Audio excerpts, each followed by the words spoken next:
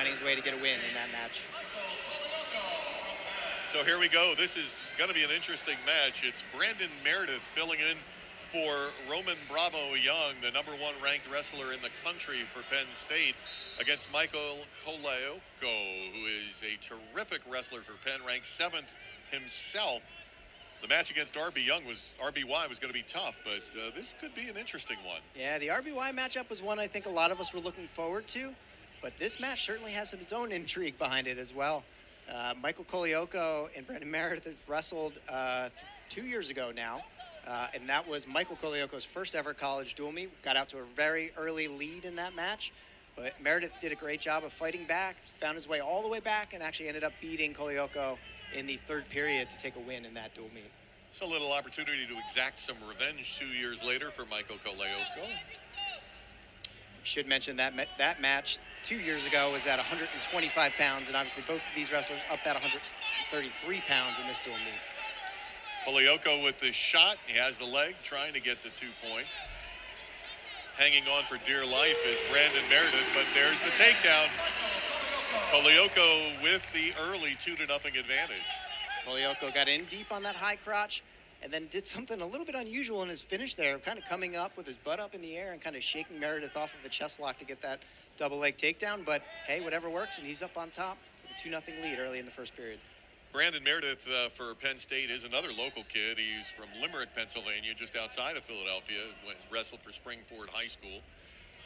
Colaiocco is another one of the fine wrestlers from Blair Academy, as is Ryan Miller and several of his other teammates. He did not compete last year, but in high school, he was the #1 ranked wrestler in the U.S. at his weight class. Doing a good job of riding this one out, the young man from Sparta, New Jersey.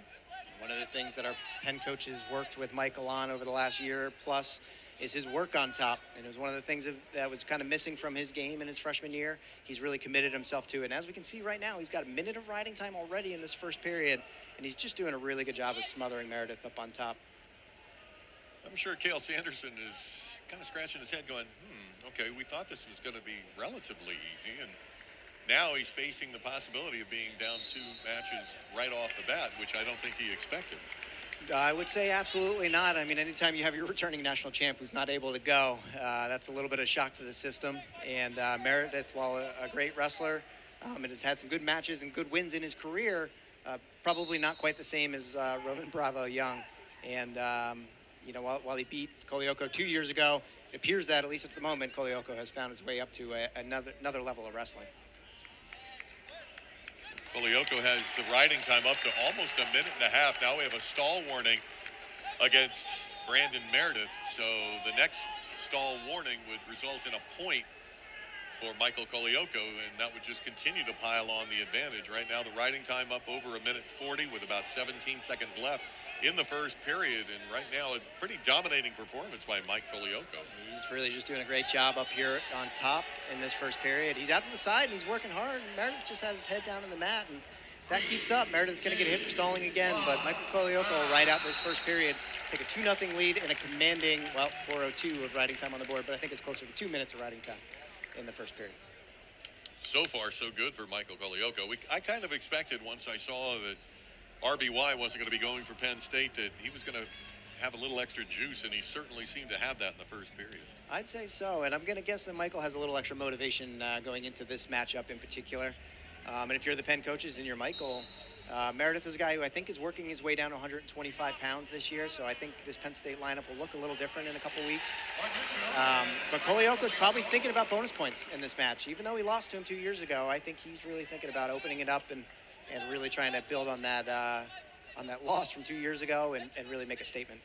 Nice quick escape there, so the 3-0 advantage now for Michael Colaiocco.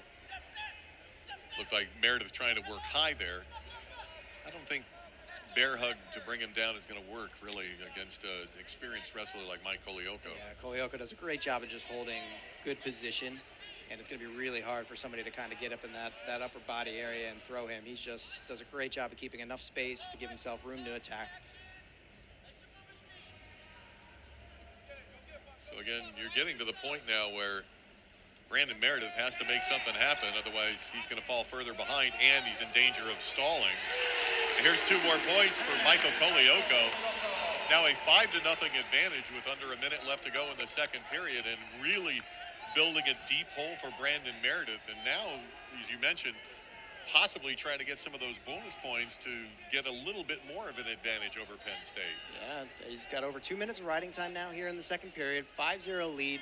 About 35 seconds left to go here in the second period. So 6-point lead in reality. And it's going to be interesting to see what they do in the third period here. But that last takedown by Michael Colaiocco was really impressive. If you're a coach out there trying to coach your young wrestlers on how to wrestle and how to chain wrestle, that was it. Michael Colaiocco did a great job of making an attack, not quite getting to it, following it right back up, and finishing with a beautiful knee pick into a double leg to finish that second takedown of the match. That was dangerously close to a stall, potentially, because it appeared that Meredith tried to work his way out of the ring and was able to get out of the circle, but sometimes they will call that stall. Yeah, that was probably right on the cusp. They decided to call wrestling action there, which is one of the options the officials have at that point. But Meredith is really going to have to do a bit more in this match if he doesn't want to get hit for stalling again. Dangerously close there to Meredith finding his shoulders on the mat, but we are almost done with 2 periods. And a substantial, in fact, the last I looked, it was over 2 minutes of riding time for Michael Colaiocco, so he is locked in that extra point at the end of the match, as we have only 2 minutes in the third period. So, well, almost locked in.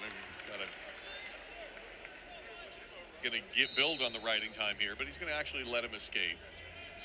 The quick escape gives him a 5-1 advantage. Now he can start going for some more shots and maybe building up those bonus points. So Colaiocco with a 5-1 lead on the board, 6-1 with the riding time advantage at the moment. He does have riding time locked in, so it is a 6-1 lead. So he's up by 5. Again, we'll need more than one takedown in this third period to get bonus points, so he's going to really need to open up and get on his attacks if he wants to really open up that score a little bit more.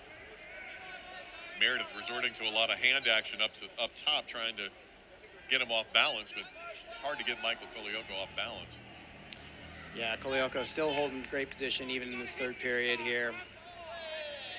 And one of the things that happened in that match 2 years ago was Michael ran out a little bit of gas in the third period. Meredith, a very tough wrestler, really known for picking up the pace in the third period and really starting to open up the scoring in the third.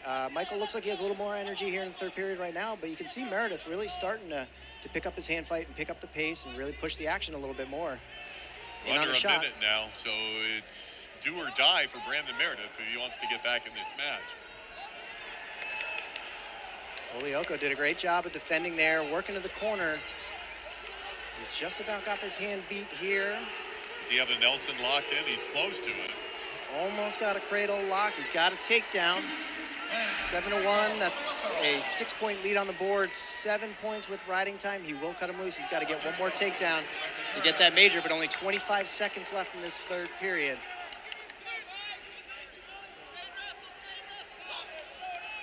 So a 5-point lead for Colaiocco. About 17 seconds to go. Penn coaches and athletes are up, exhorting Michael Colaiocco to get this one last takedown, but with 6 seconds left, doesn't look like it's going to happen. But still, a dominating victory for Michael Colaiocco. Oh! Right at the very end. What an effort by Michael Colaiocco with the extra point of riding time. Now, Cale Sanderson, I think, is going to challenge the ruling that was a takedown. I think he's probably going to challenge whether it happened before the clock expired. Colaiocco doing a great job of wrestling to the whistle there. The question is, did he get the takedown before time ran out?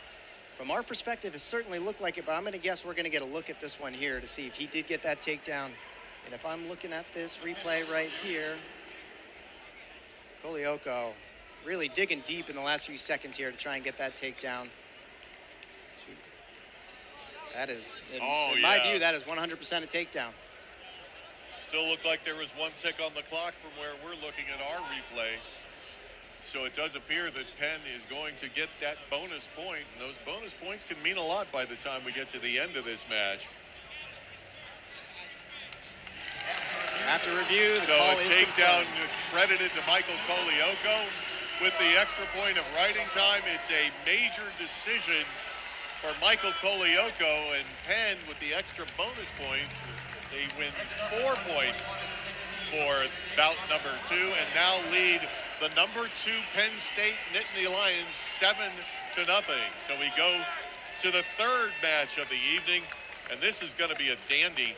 Number 1 in the country for Penn State is Nick Lee, up against Carmen